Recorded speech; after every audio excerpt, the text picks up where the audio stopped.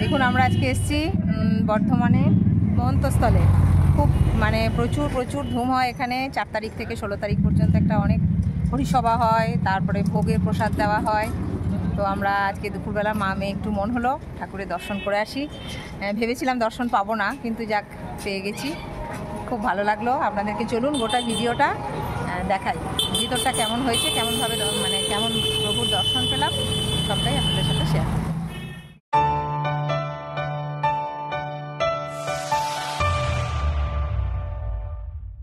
নমস্কার, কেমন আছেন সবাই? আশা করি সবাই ভালো আছেন। আমিও আপনাদের ভালোবাসায় বেশ ভালো আছি। আজ আমি অর্পিতা চলে এসেছি আবার একটি নতুন ভিডিও নিয়ে। আজকে সকালবেলায় হঠাৎ করে আমাদের মা মেয়ের মনে হলো যে স্নান টান করে নিয়েছি, চলো একটু কোনো এক ঠাকুর মন্দির থেকে ঘুরে আসি।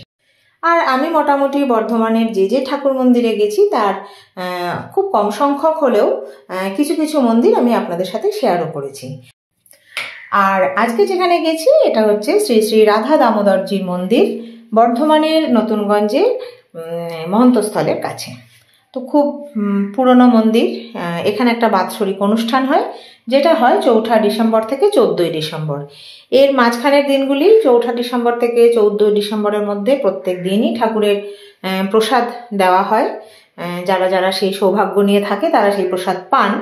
আর 14 ডিসেম্বর যেহেতু শেষ দিন, সেদিন প্রচুর ভক্ত প্রসাদ পাওয়ার জন্য আকুল হয়ে থাকে। সেই জন্য সেই দিনের একটি কুপনের ব্যবস্থা আছে, যে কুপন আপনাকে এই চলাকালীন কেটে রাখতে হবে বা আগের দিন এসে কাটতে হবে। তো এরকমই অনুষ্ঠানটা হয়। আর দেখুন এখানে খুব সুন্দর একটা মঞ্চ করা হয়েছে, যেখানে প্রত্যেক সন্ধেবেলা হরিসভা হয়, নাম সংকীর্তন হয়, ঠাকুরের কিছু বক্তব্য রাখা হয়, ঠাকুরের বাণী দেওয়া হয়, ভক্তিমূলক গান হয়। তো বিভিন্ন রকমের মধ্যে দিয়ে খুব সুন্দরভাবে এই কটা দিন যায়।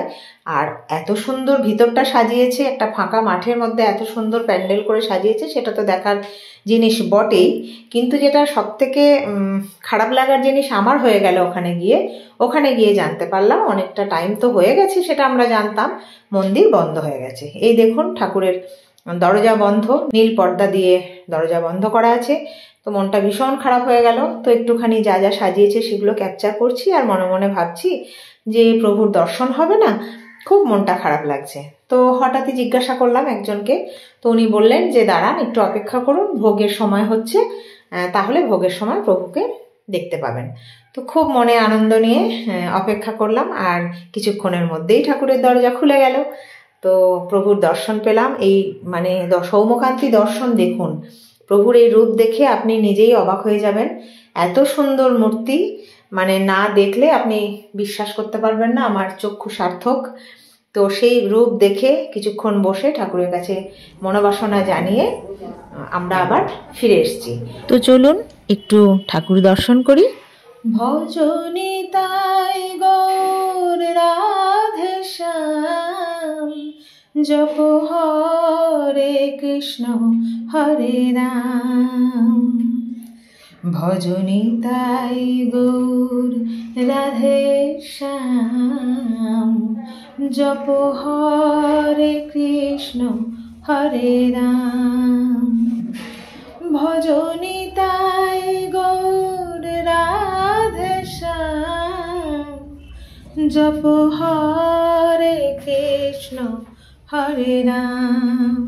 ভজনি তাই গৌর রাধে শ্যাম, জপ হরে কৃষ্ণ হরে রাম। ভজনি তাই গৌর রাধে শ্যাম, জপ হরে কৃষ্ণ হরে রাম। তো বন্ধুরা, আমি কিন্তু নিজে যতটা পেরেছি সুন্দরভাবে আপনাদের সাথে শেয়ার করার চেষ্টা করেছি। খুব সুন্দর ঠাকুরের মূর্তি আপনাদেরকে দর্শন করিয়েছি, আর নিজে তো মন প্রাণ ভরে ঠাকুরকে 2 চোখ ভরে কিছুক্ষণ দেখেছি। আর আজকের এই ঘটনায় আমার এটুকু উপলব্ধি হয়েছে, আপনি যদি মন থেকে কিছু চান, অন্তর থেকে ঈশ্বরের কাছে তা বলেন, সেটা আপনার মানে সফল হবেই হবে। আমার প্রথম দিকে মন খারাপ হয়ে গেল ঠাকুরের দর্শন না পাওয়ার জন্য, কিন্তু অন্তর থেকে চেয়েছি, গেছি যখন ঠাকুরের দর্শন করে আসব, তাই কিন্তু আমি দর্শন পেয়েও গেলাম। তাই সততার সাথে মন থেকে কিছু চাইলে সেটা ঈশ্বর আপনাকে দেবেনই দেবেন। তো কেমন লাগলো ভিডিওটা জানাবেন। যেখানটায় আজকে আমাদের যে একটা হঠাৎ করেই প্রাপ্তিযোগ, যে ঘুরতে ঘুরতে মামের এসে পৌঁছে যাওয়া এবং দর্শন পাওয়া, এবং মানে কপালে ছিল না যেটা, সেটাও কিন্তু অতিরিক্ত মনের থেকে চাওয়া যে না আমার ঈশ্বরের দর্শন হবে বা আমি ঈশ্বরের দর্শন পাবো, ঈশ্বরকে দেখব। তো সেই কারণেই সেই সময়ের সেটা ঘটে যাওয়া। তো সত্যিই আমি নিজেকে খুব ভাগ্যবান মনে করছি, ভালো লাগছে, তাই আপনাদের সাথে শেয়ার করলাম। কেমন লাগলো জানাবেন, ছোট্ট করে একটা লাইক দেবেন, আর বেশি ভালো লাগলে চ্যানেলটিকে সাবস্ক্রাইব করে সব সময়ের মতো এত ভালোবাসা নিয়ে সাথে থাকবেন, পাশে থাকবেন। সবাই ভালো থাকুন, সুস্থ থাকুন, আনন্দে থাকুন, ভালোবাসায় থাকুন। টাটা।